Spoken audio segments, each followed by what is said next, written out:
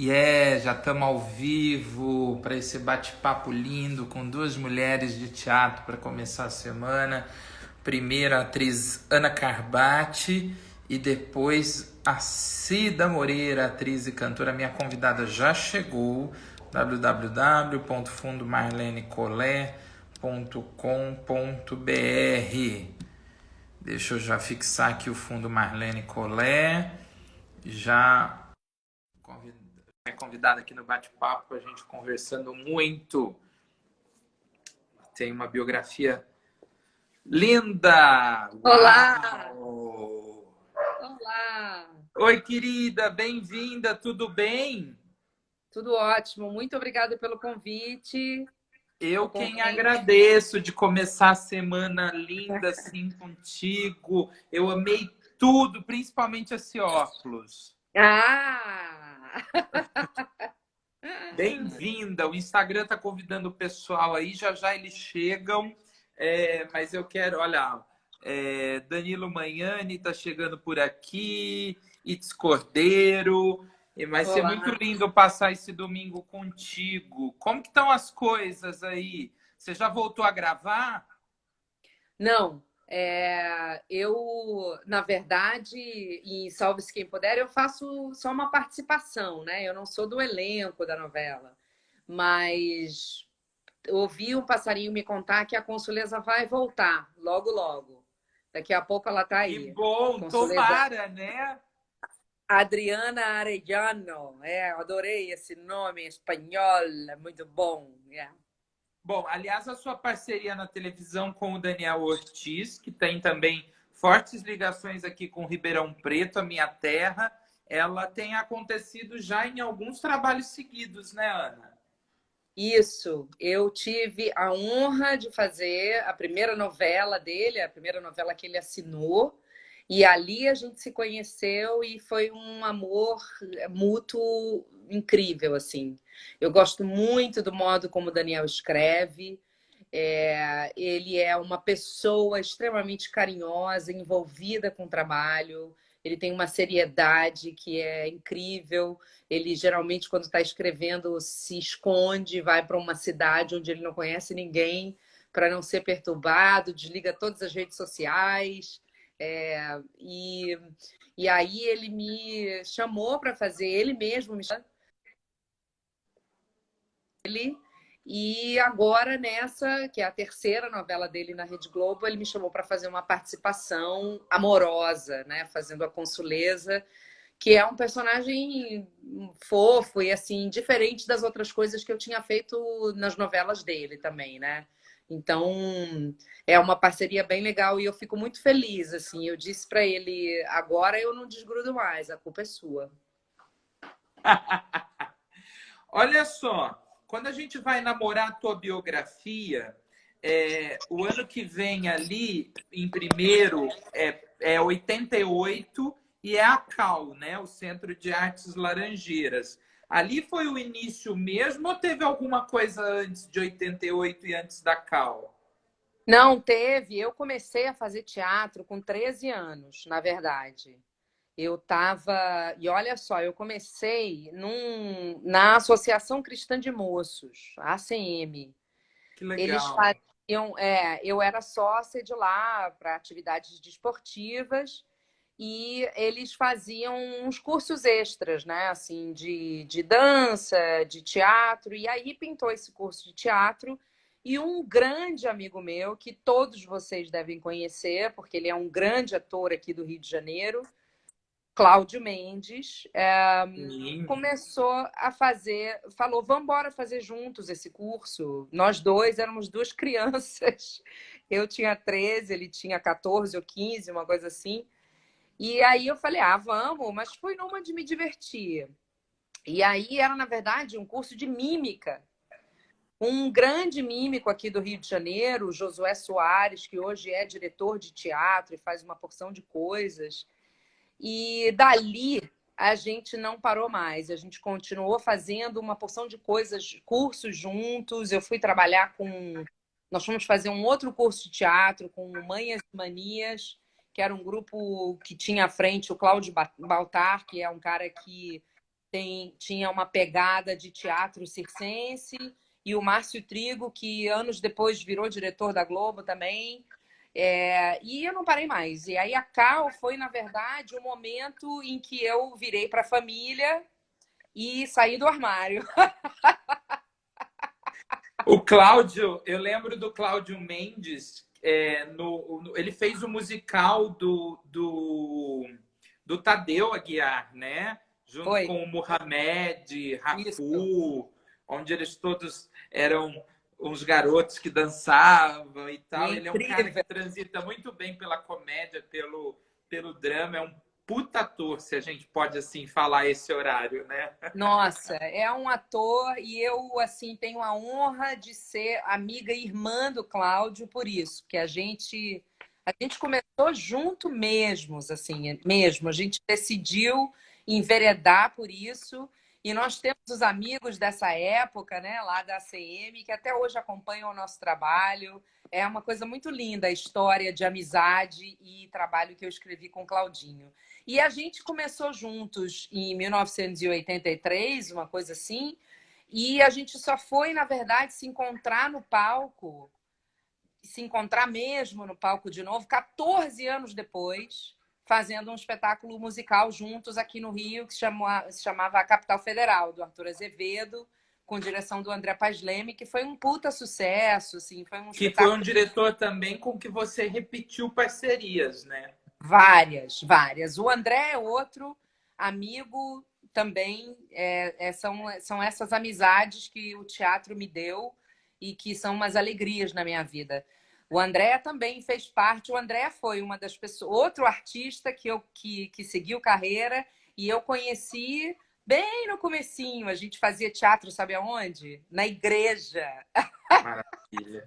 Nós fazíamos parte de um grupo católico, um grupo de encontro de jovens católico, e o André começou a dirigir ali, nesse grupo. E eu A fiz. importância desse teatro amador que é feito em associações, igrejas, escolas, né? É incrível. Por isso que eu falo sempre o teatro infantil, o teatro religioso, o teatro empresa. São a grande. Acho que é a porta de entrada para 90% dos atores, né? E são a nossa escola. Isso é que é a coisa mais legal. Assim, depois, eu sempre acho É a que essência do teatro brasileiro. Você falou tudo. são a nossa escola. A gente precisa, porque eu acho que esses lugares ajudam a gente a entender quais são os caminhos que a gente quer seguir.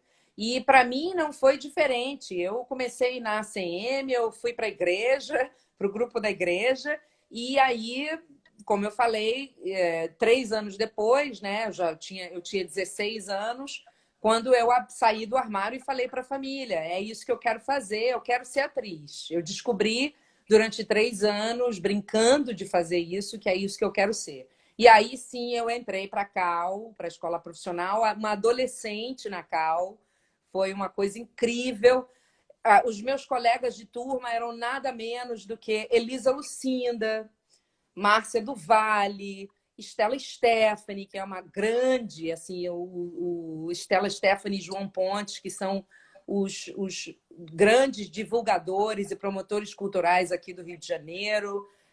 Elisa Lucinda, essa grande poeta, Miguel Lunardi, Maravilhosa. A Elisa é boa em tudo que ela faz. Ela é que nem você. Vocês são uma coleguinha turma preciosa. somos, coleguinhas de turma. E assim, tem uma porção de nomes que eu não vou ficar falando, senão eu vou acabar esquecendo, gente, vão ficar bravos comigo. Deixa Mas eu era uma mandar turma beijo, da então, pesada. aqui para o pessoal que está prestigiando a gente. Atriz, diretora, M. Barbaça, Marília Santos Barbosa, Marília a grande incentivadora do Folias, Mona Magalhães. A Mona, se eu não me engano, é professora na Unirio, não é, Mona? E você, depois da Cal, veio à Unirio, né?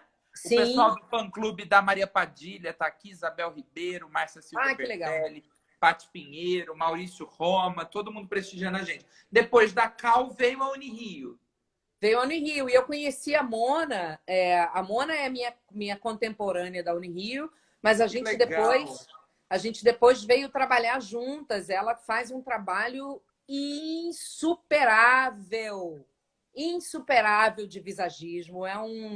Nossa, o trabalho da Mona é impressionante. A gente veio se reencontrar profissionalmente umas 2 vezes, se não me engano, com ela fazendo, enfim, a beleza que ela faz no teatro. Oi, Mona, beijoca. Bom te ver. Você sempre estudou muito, né? Porque aí você foi participar de seminários e a arte e a educação também, ela ficou presente na sua arte, na sua vida, também no executar, porque você chegou a atuar muito do lado da professora, de quem leciona, na UFRJ também, né? É. Eu fiz assim que eu saí da Universidade. Eu entrei para a Unirio, deixa eu ver. Eu me formei na Cal em 88.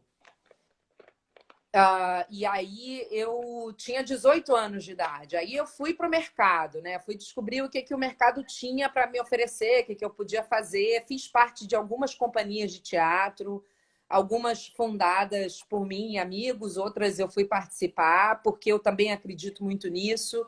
Eu acho que o teatro de grupo ele é uma excelente fonte de energia para o ator, porque ali você tem a possibilidade de estudar o teatro além de fazer. Você pesquisa, você, enfim, se engaja, né? Então, nesse período eu fiz muitas coisas, tentei me aventurar pela televisão, mas rolaram assim poucas coisinhas, nada significativo, né? E aí eu decidi que eu precisava fazer Unirio, porque eu terminei a Cal eu fiz a Cal dos 16 aos 18 anos. Eu tive aula com mestres do teatro brasileiro.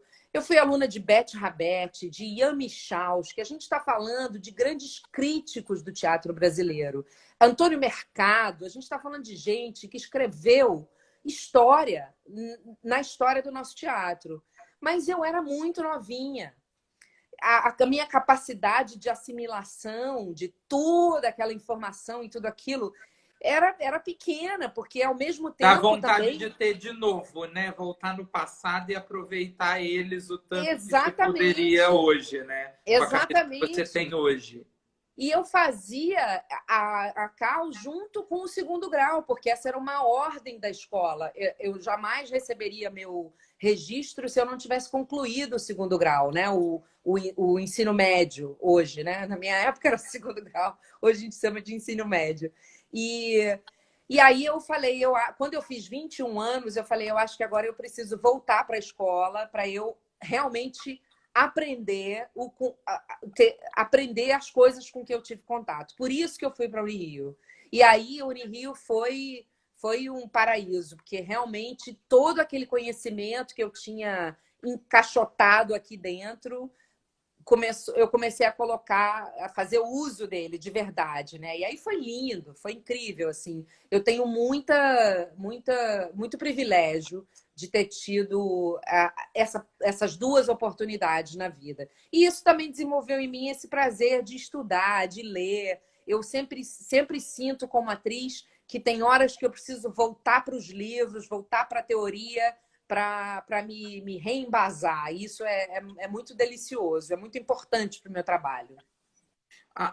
O Capital, o texto que você fez com o Ângelo Paes Leme, com o André Paes Leme, André, né?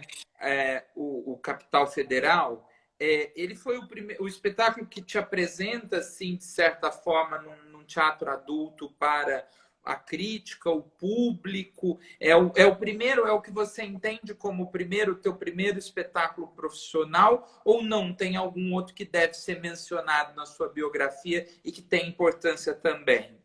Não, tem, assim, na verdade o primeiro espetáculo que me tirou do universo amador, né, foi a Irma. Foi uma montagem de Irma que eu protagonizei, dirigida por um aluno. Nós éramos alunos da Unirio em 1996, 3, eu acho, uma coisa assim. Portanto, uns 6 anos depois, 6, 7 anos depois de ter me formado na Cal. Paulo Rebelo dirigiu Irma e a gente levou esse espetáculo da escola para vários festivais. E aí eu ganhei um prêmio de melhor atriz. Num festival que não existe mais, né, no Rio de Janeiro, que se chamava Festival de Novos Talentos. O Marcelo Rosa, o Murilo Rosa, também ganhou o prêmio dele de melhor ator. E nós dois meio que alavancamos depois disso, assim, porque isso virou meio... A gente apareceu na mídia, né? Virou meio que uma janela pra gente, assim. Então, Irma veio antes.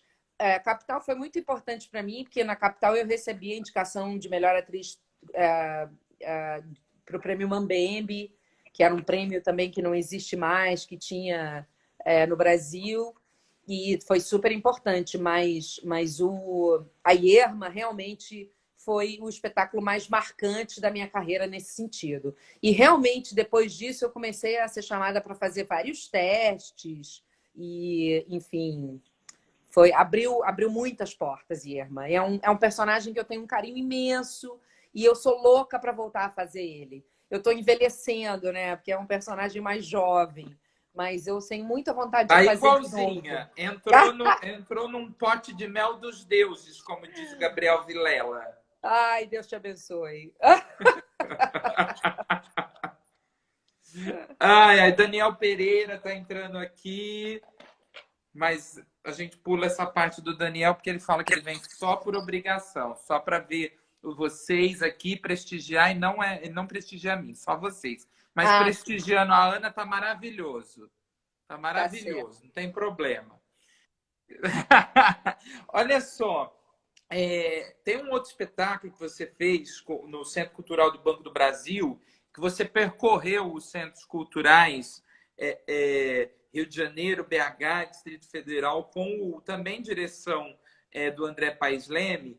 É ali com o André que você começa também a descobrir um teatro musical e musicado, a cantora, que é o Forró Bodó, Um Choro na Cidade Nova. E que aí também a música passa a estar presente em vários espetáculos que você começa a fazer, né? A música, na verdade, sempre foi uma grande parceira. Eu sempre adorei muito cantar, mas eu sou muito exigente. Então, eu cheguei num momento que eu dizia, eu tenho que escolher. Não dá para ser duas coisas, eu não aceito isso. Então, eu tenho que ser uma coisa e fazer bem essa coisa.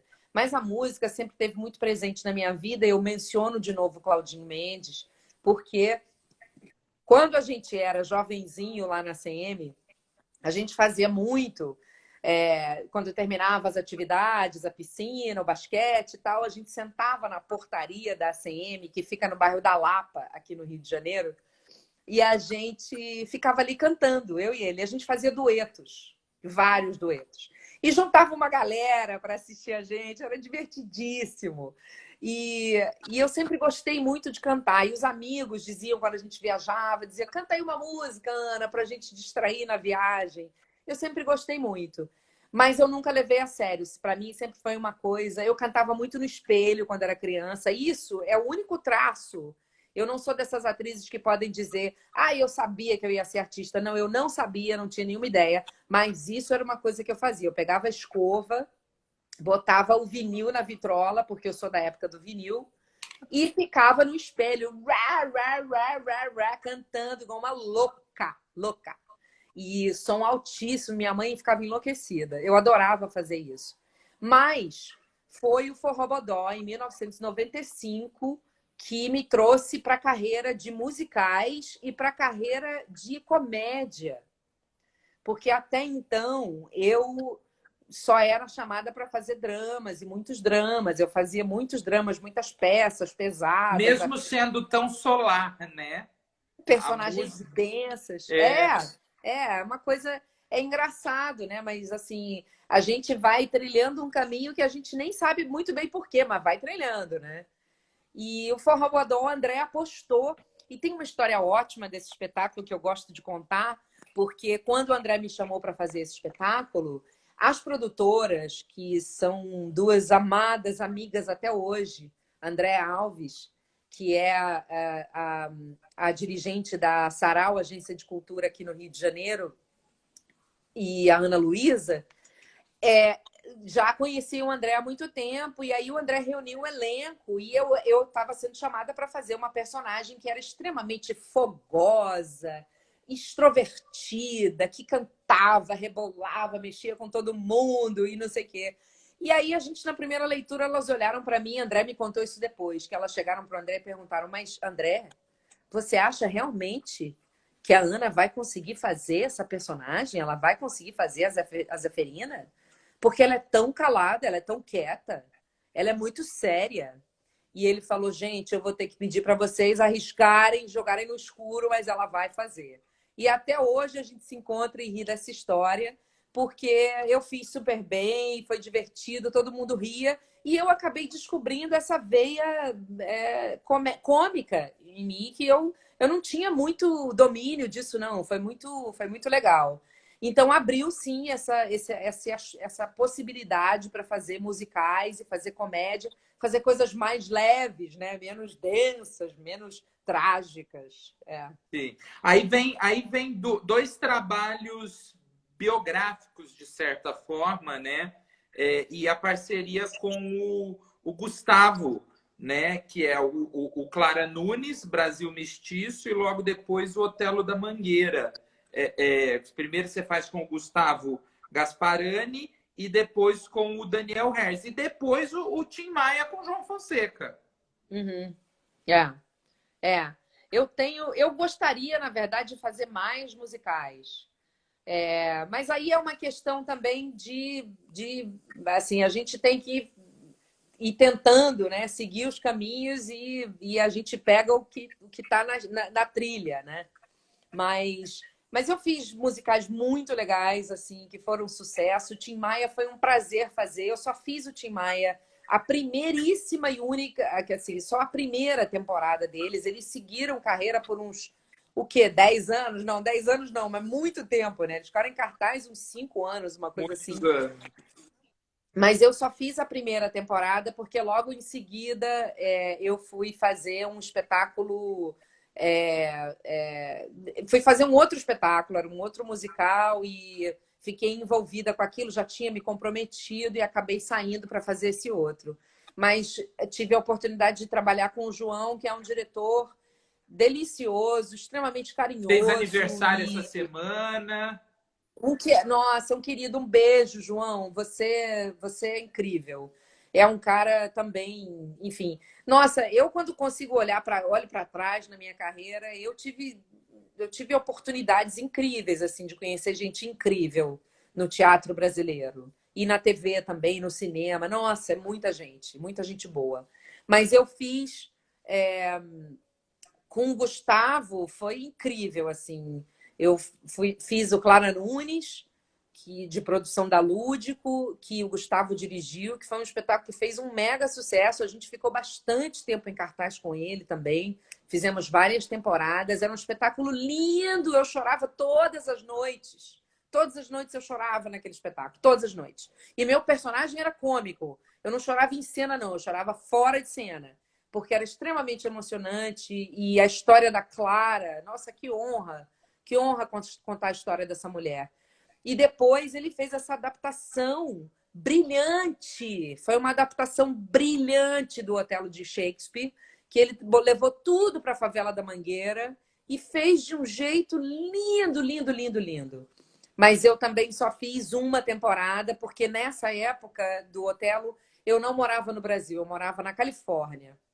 E eu vim para fazer esse espetáculo e fazer uma minissérie na Globo. Na verdade, era uma macrosérie, não era minissérie, não. E fazer o JK. Então, eu vim para o Brasil só para fazer isso. Fiquei só 7 meses. Fiz isso e voltei. E aí, quando eles continuaram a temporada, eu fui substituída. E como foi essa temporada na Califórnia e que você não parou de fazer teatro e fazer teatro... E você fazia os espetáculos em português e em inglês, né? Não, na verdade, na Califórnia, eu me mudei para a Califórnia em 2004. E eu fiquei morando lá 8 anos. Seu A filho minha... nasceu na Califórnia ou no Brasil? Não, meu filho nasceu aqui. Meu filho nasceu no Brasil. Quando meu filho nasceu, a gente já tinha voltado para cá. Eu sou casada com um americano e a gente resolveu ir para lá para ele tentar oportunidades de trabalho e eu também tenho uma eu vivo sentada num formigueiro. Eu não fico conformada com nada. E aí chega uma hora que eu falo, tá na hora de mudar, preciso fazer alguma coisa. E fiz isso entrando para cá, depois fiz isso entrando para o Rio, depois fiz isso entrando para televisão e depois fiz isso mudando para Califórnia. E falei, vamos lá, quero conhecer outro lugar, aprender outra língua, conhecer outras pessoas, fazer outras coisas. Mas a minha, na verdade, era seguir a carreira acadêmica, porque eu já tinha dado aula na UFRJ, tinha lecionado lá, e eu queria fazer o mestrado e o doutorado e achei que seria um bom momento para isso. Só que eu cheguei e fui ficando envolvida no departamento de teatro, fazendo peças lá, entendeu? E eu fiz 4 espetáculos lá, todos em inglês. E o último que eu fiz foi... eu protagonizei Mãe Coragem, do Brecht. Foi incrível, Sim. foi uma experiência assim, que eu não sei nem explicar. Foi incrível, foi um trabalho que me moveu como atriz de uma maneira, me mudou muito, né? Mas eu acabei saindo do meio do teatro e da interpretação lá e comecei a enveredar só pelo meio da música. Por isso, porque eu sou dessas que ou faz uma coisa bem ou não faz nada. E aí eu tinha que escolher. A música começou a me chamar muito mais lá, e aí eu comecei a cantar profissionalmente. Você fez shows musicais em vários locais, né? Lá nos Estados Unidos. Muitos, muitos. Eu viajei pelo país cantando com bandas. Eu tinha 3 bandas diferentes. Eu me apresentei nos principais teatros de casas de show de São Francisco. Então, eu falei, não dá para fazer os dois. Eu não tenho como... Ou a gente se dedica a ensaiar, fazer os ensaios e tal. E aí eu comecei a cantar. Eu cantava só música brasileira. Na hora de cantar, eu tinha uma banda de bossa nova que eu arriscava cantar algumas músicas em inglês, algumas músicas da bossa nova que são traduzidas para o inglês, mas o meu forte era a música brasileira. Eu tinha uma banda de Deixa eu forró. agradecer aqui, ó, porque tá tendo uma declaração de amor para você aqui, ó, do meu conterrâneo, meu querido Conrado Caputo. Te amo, Conrado, minha eu te amada amo. linda. Júnior Eu amo Borba demais esse cara. Oficial, o dramaturgo e crítico de teatro do Observatório do Teatro, Bruno Cavalcante, guia das urbanas, Dagoberto Feliz passou por aqui também. Muita gente incrível nos prestigiando e principalmente prestigiando você, Ana. Ai, que legal. Que legal. E foi legal essa coisa de o cantar, o show só musical ali, contar a história só através das músicas que você escolhia e tinha um público legal querendo ouvir música brasileira lá fora? Super! Eu fiquei absolutamente impressionada como a música brasileira é respeitada e adorada fora do Brasil. Assim, eu conheci gente de todas as partes do mundo. Eu não estou falando só dos Estados Unidos, não. Que ficavam extasiadas com a qualidade da música, e cantar. Pedro, interpretar também. Eu, na verdade, estava longe do meu trabalho, mas nem tanto, entendeu? Porque você, quando canta, você está interpretando aquelas letras, né? Você está contando uma história musicada, né? Então, eu não me afastei da minha essência, que era essa de ser a contadora de histórias. E foi divertidíssimo, eu amava fazer. Eu amava porque eu conheci muita gente. Ontem mesmo eu estava no telefone falando com alguns dos meus amigos músicos que moram por lá. Me deu uma saudade deles, liguei para saber se estava tudo bem. E conheci muita gente, músicos de altíssima categoria. Gravei coisas lá. Então, foi uma experiência incrível. E foi uma experiência que, quando eu voltei para o Brasil, eu voltei com muita vontade de desenvolver aqui, porque aqui no Brasil pouca gente sabe que eu sou cantora. As pessoas me conhecem assim como uma atriz que canta em musicais, em alguns musicais, porque eu não faço tantos musicais assim. Mas eu gosto muito de cantar e eu quis desenvolver isso. Mas é aquela história, né? Ou faz direito ou não faz. Então eu ainda estou esperando a oportunidade, porque graças a Deus, quando eu voltei direto para o olho do furacão e mandei bala. Eu cheguei de volta ao Brasil em junho de 2011 e em outubro eu já estava no Tim Maia. Quer dizer, não, não deu muito tempo de enveredar por outras coisas. Aí em outubro, assim, logo em seguida já estava fazendo lado a lado. Quer dizer, já voltei para a televisão. Então, mas eu estou esperando esse momento de, de gravar alguma coisa e enveredar pela música aqui, pelo menos um pouquinho, assim. Ai, e tem um outro espetáculo que é importante também, uma história importante de ter sido contada no teatro e que você protagonizou, que foi o Clementina, Cadê Você? Né? Como que foi o trabalho de pesquisa, de partitura para chegar aí a desenvolver a Clementina no teatro? Cara, esse espetáculo é um espetáculo que eu tenho. Ele mora, assim, numa caixinha especial guardada no meu coração. Primeiro, porque quando eu fui chamada para fazer esse espetáculo, eu me espantei. Eu falei, vocês estão fora do juízo? Eu tenho 44 anos de idade na época, eu tinha 44 anos de idade. A mulher fez sucesso com 63, 20 anos depois. Eu falei, vocês querem que eu conte a história de uma mulher que é 20 anos mais velha que eu? Vocês acham que eu sou capaz de fazer isso? E não era só isso, era uma mulher que era 20 anos mais velha do que eu e que tinha uma voz extremamente característica. Não é, a gente não está falando de uma cantorazinha, assim, de uma... Entendeu? Eu falei, Não, e que é não é isso? só a voz ou a cantora, é a personagem, né? A figura, a persona da Clementina para a cultura brasileira, né? O que ela representa para a música brasileira. Aquilo me deu com perdão da expressão chula, um cagaço imenso.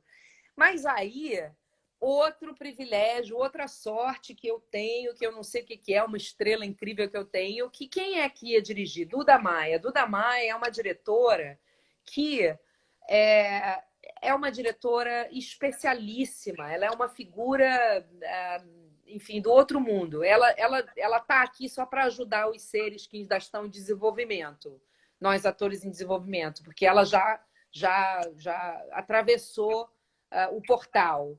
E a Duda, ela trabalha com as matérias-primas do ator. Ela trabalha com aquilo que você tem na sua essência.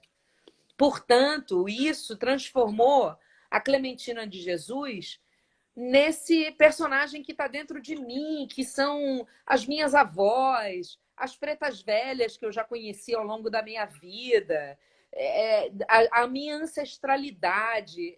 Esse trabalho, essa pesquisa foi feita a partir daí, da ancestralidade brasileira, porque é isso que a Clementina é. Ela é a ancestralidade do Brasil, né? É isso que ela traz, né? E a nossa pesquisa, portanto, começou assim, ela começou nas bases, nas raízes, lá embaixo da terra. E a gente fez um trabalho que me emociona até hoje, porque até hoje eu encontro as pessoas na rua e dizem: você fez Clementina, que coisa linda de ver. E foi lindo de fazer. É um espetáculo que eu nunca mais vou esquecer. E tudo que eu aprendi. E eu não era fã de Clementina, eu conhecia, evidentemente, mas depois daquilo, depois desse espetáculo, eu aprendi a reverenciar a Clementina como se ela fosse um membro da minha família. É isso. Que maravilha. Bom, ela está em você, ela é um membro de. Ela está em você, quem dirá na família. Já que Sem você dúvida. tocou nesse ponto da família, Ana, como que foi difícil ser uma artista preta no Brasil é a primeira pergunta que eu tenho para te fazer. Primeiro, saber se você gosta você prefere que te chame de negra, de uma atriz, artista negra ou uma artista preta. Eu sempre pergunto humildemente isso, porque a gente sabe que tem essa questão e tem pessoas que preferem o negro, tem pessoas que preferem o preto, tem pessoas que não se importam, tá? Então, se você prefere o negro, eu corrijo. Mas como foi ser uma artista preta no Brasil e como é explicar para o seu filho o que acontece com os pretos? Eu ia falar no mundo, mas principalmente o que acontece com os pretos no nosso país. Olha, essa questão aí é uma questão que a segunda, vou começar respondendo a segunda, não é uma questão fácil de responder. A gente tem que aprender no dia a dia, mas eu vou te dizer, é um medo que eu carrego desde o dia que o meu filho veio ao mundo.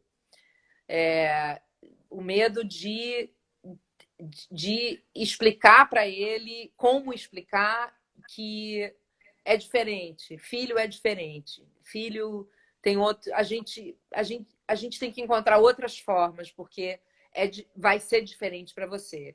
Isso me dá uma dor incrível no coração e é uma pedreira. O meu esposo não é negro, meu esposo é branco, e para ele é ainda mais difícil. Eu acho que isso, na verdade, acaba dificultando ainda mais, porque uma relação interracial é uma relação que como é que meu filho vai entender que às vezes a mamãe pode ser barrada em algum lugar, mas o papai não vai ser, né? E aí? Enfim. Mas, bom, vamos por partes. Você pode me chamar do jeito que você quiser, você pode me chamar do jeito que você me vê. Eu acho que essa é a melhor maneira, porque é uma maneira que fica limpa e deixa a nossa relação direta, entende?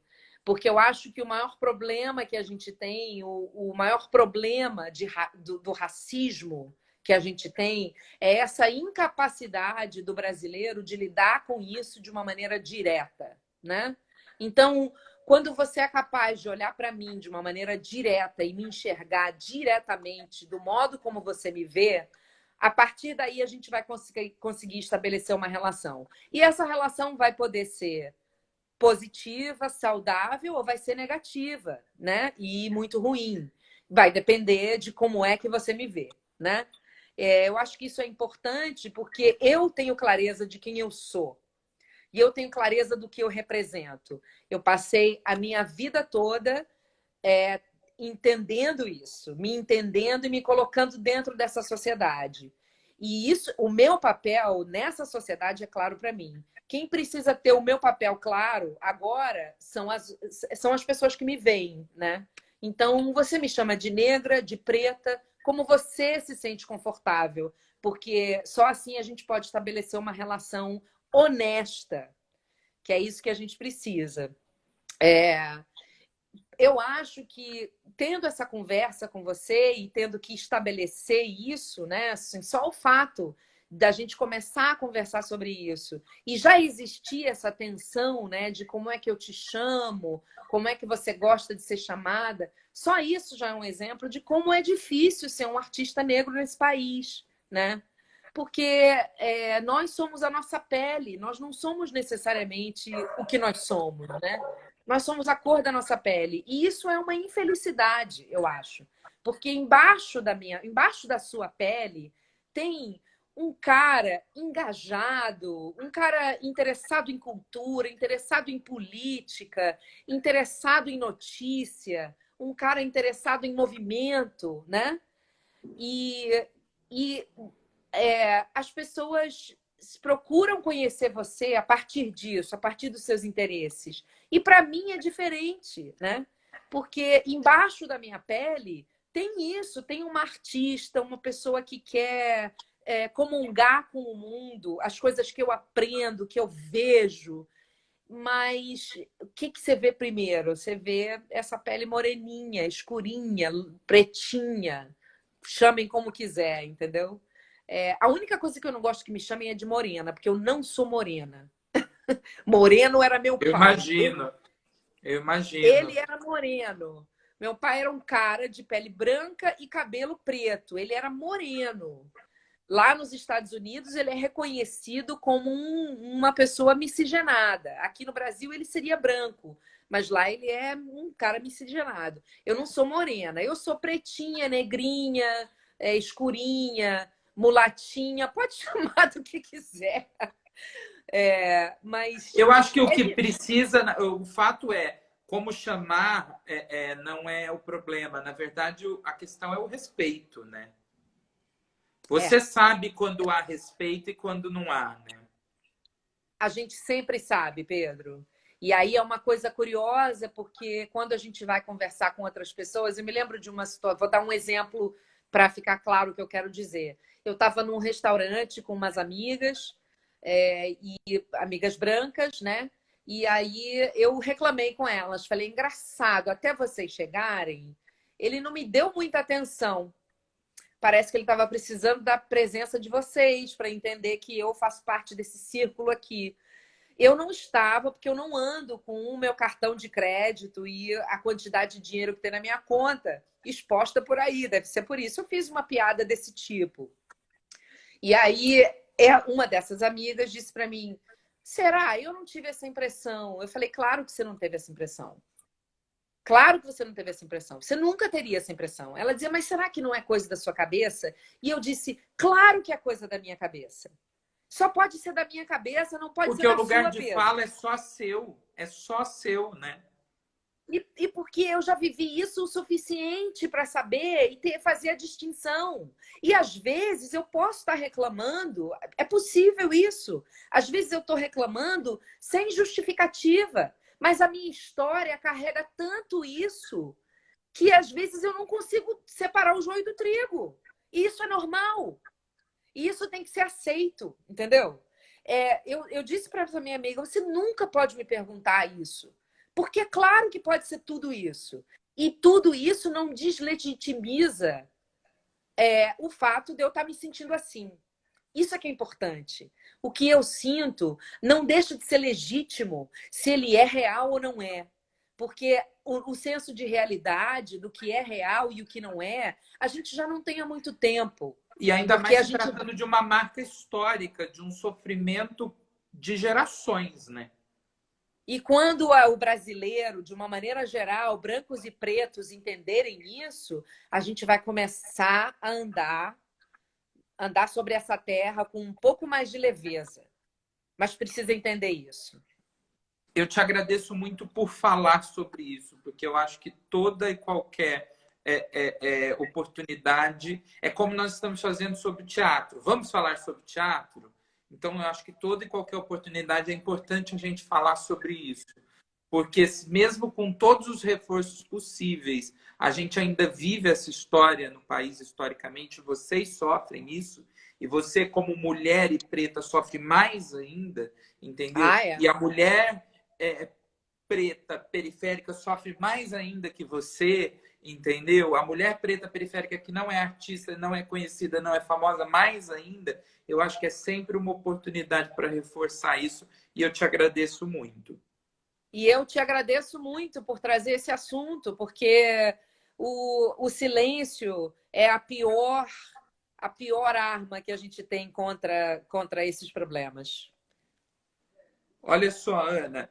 E aí, vamos falar um pouquinho da televisão, porque, aliás, você, em Estrela Guia, por exemplo, você vinha com uma personagem que sofria preconceito, né? Porque você se relacionava com o protagonista e a mãe dele não aceitava a possibilidade de ter um neto preto, né? E você passou por muitas obras. Você começa ali em Força de um Desejo, depois se coloca num lugar interessante que para a época que ainda não acontecia, em Laços de Família, como uma médica, volta para a Estrela Guia, Insensato Coração, Caminhos do Coração, lado a lado você transita pela vilania e o Daniel Ortiz, o seu parceiro Daniel Ortiz, em Haja Coração, te traz 3 filhos lindos, que é Malvino, a Marcela Valente e o José Loreto, né? Eu acho que você está muito nova, você é mãe do Malvino Salvador, tá?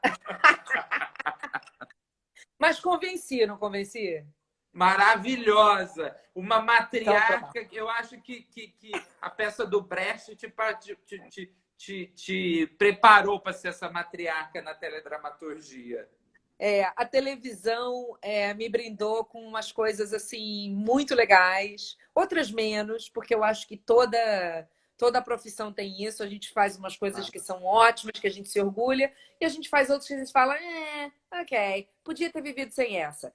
Mas Olha ela. só, chegou o Cadu Safner aqui, deixa eu agradecer. O Cadu é crítico de televisão do Observatório da TV também. Essa foi ótima. Você sabe que foi das falas mais sinceras que eu vi até hoje de todas as lives sobre televisão, viu? Mas olha, elas fazem parte do nosso processo. E eu aceito todas e abraço todas elas. Algumas foram legais, outras não, mas fazem parte e eu assino embaixo de tudo. Fiz, aceitei fazer, quis fazer. É isso aí. Laços de Família é outra caixinha. Meu coração é cheio de caixinhas, né? E vai voltar agora, menina! Que maravilha! Pois é, vai voltar. Fiquei super feliz. Recebi essa notícia essa semana. Força de um Desejo a Zulmira, ela é marcante na minha vida até hoje. Assim, era lindo, era um personagem lindo. E a novela lindo. foi maravilhosa também, né? Vamos ser maravilhosa. Com um elenco incrível. Você tem a oportunidade de começar na... Olha só, você tem a oportunidade de fazer sua primeira novela na televisão escrita por ninguém menos que Gilberto Braga e Alcides Nogueira. E sua parceira de cena é ninguém menos que Sônia Braga. Ah, gente, vamos combinar? Não, e o elenco era primoroso, né? Natália Timber, Carlos de Correia Castro, José Lilgoy, Paulo Betti, Denise Del Vecchio, Malu Mader, Reginaldo Faria. Nelson Dantas. Nossa, muita gente maravilhosa. Muita gente. Gente, vamos combinar? Incrível, incrível. Eu não podia ter pisado com o pé mais direito na televisão do que fazendo Força do Desejo. E aí depois foi uma repetição de coisas boas. A Dominique, que agora está no Globoplay, estão reprisando, e eu estou adorando porque eu estou assistindo de novo. Eu lamento que essa novela nunca tenha ido para o Vale a Pena Ver de novo. Eu era louca para assistir essa novela de novo. Eu adorei fazer essa novela. A Sandy é um amor. Sandy, um beijo. Ela é uma delícia de pessoa. Não, e a novela tinha personagens ótimos, né? Lília Cabral com Sérgio Manberti, Rodrigo Santoro. Incrível. A parceria incrível. da Rosa Maria com a Lucinha Lins. Incrível. Era top, assim, era top. A Globo come, com todo respeito, a Globo come bronha, como diz minha avó às vezes. O Valente Godoy está dizendo, Pedro, seu maravilhoso. Obrigado, querido. Você que é Ana Carbati, que está aqui iluminando a nossa noite. Ana, você sabe que toda live tem a pergunta Cláudio Fontana. Eu tive a honra de batizar uma pergunta com o nome do Cláudio Fontana, né? E aí ele virou para mim e falou, olha, domingo, tá muito frio aqui no sítio, internet não tá boa, não deixa de fazer essa pergunta para Ana, tá? Porque eu quero saber. Ele entra depois para saber. Na sua opinião, live é teatro? Não.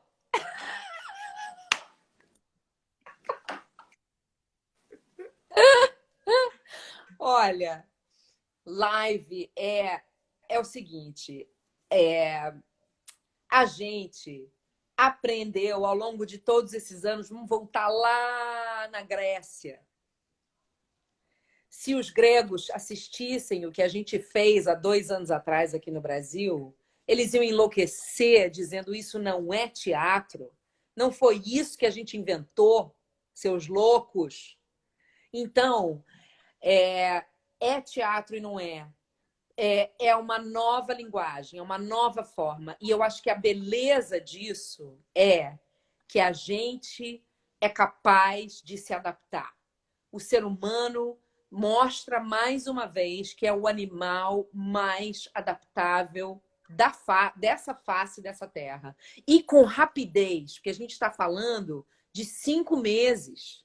Em 5 meses, a gente criou um novo nicho de interpretação que eu espero, sinceramente, que fique aí para o resto das nossas vidas. Eu também acho que vai, eu acho que vai somar. Eu acho que vai ficar tudo junto e misturado.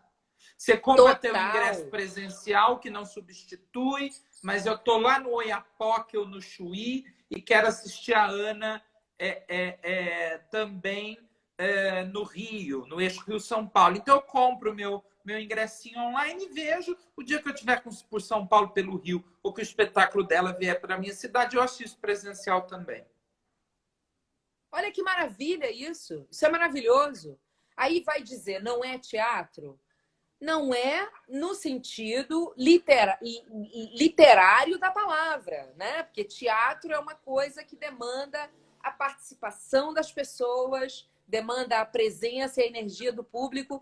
Agora, tem tanta gente que eu estou vendo que está fazendo coisas aí e tem recebido essa participação de uma outra maneira, né? Um pouco depois, com um feedback, Então, não sei, eu chamaria de teatro, sim, é um outro teatro, é um teatro, vamos chamar de teatro ponto um, mas é teatro. É o teatro digital, o teatro online. A gente está fazendo, e eu estou no momento, eu estou ensaiando um espetáculo para a gente apresentar online.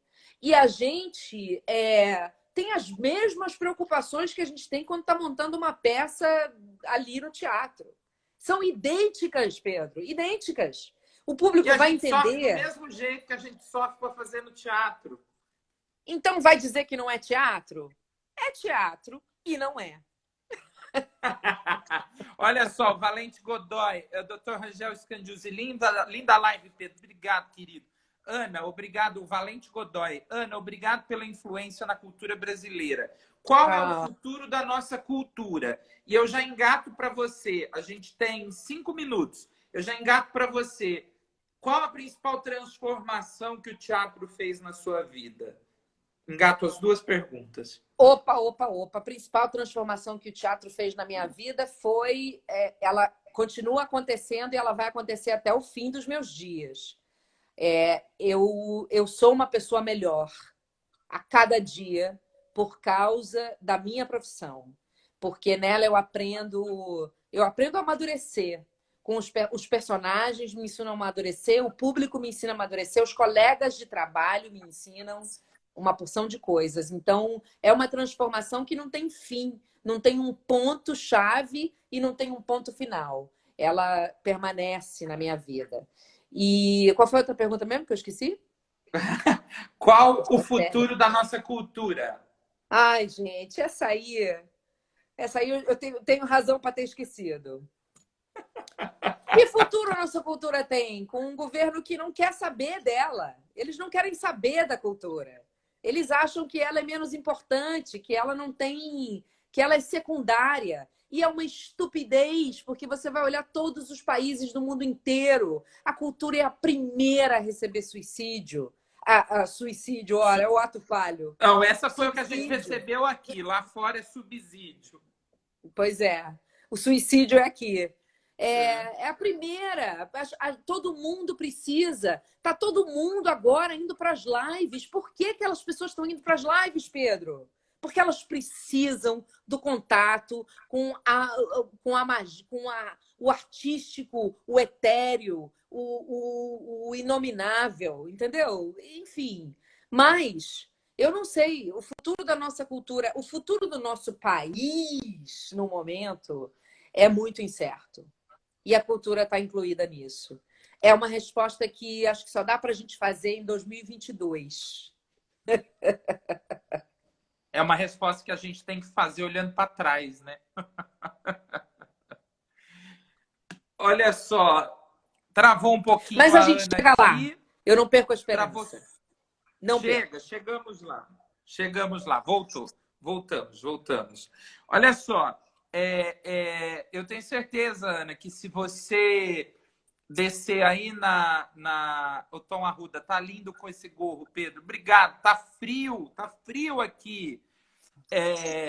O que acontece? Eu tenho certeza que se você descer do seu prédio, aí na sua rua, você vai encontrar alguém no primeiro quarteirão que nunca foi ao teatro.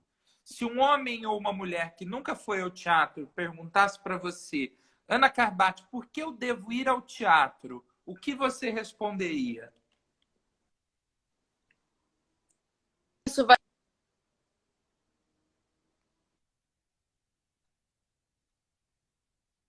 contato vai alimentar a sua alma.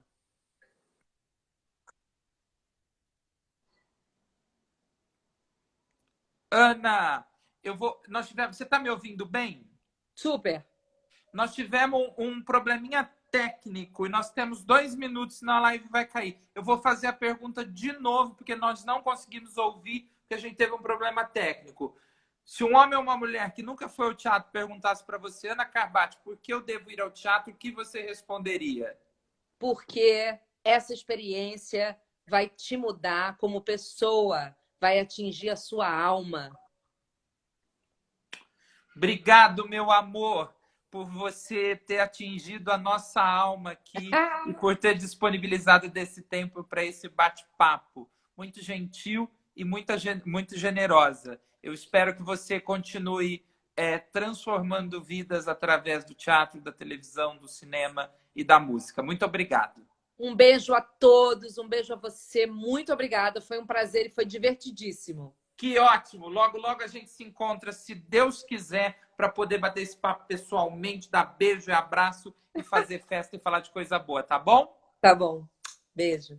Beijo. Gente, ó, quem tá aqui agora, eu vou bater um papo com a grande cantora, também atriz e diretora Cida Moreira, hein? Linda! São duas mulheres incríveis linda, hoje. linda, linda, linda. Vai ser show. Mona Magalhães, Valente Godoy, todo mundo, obrigado. Valeu!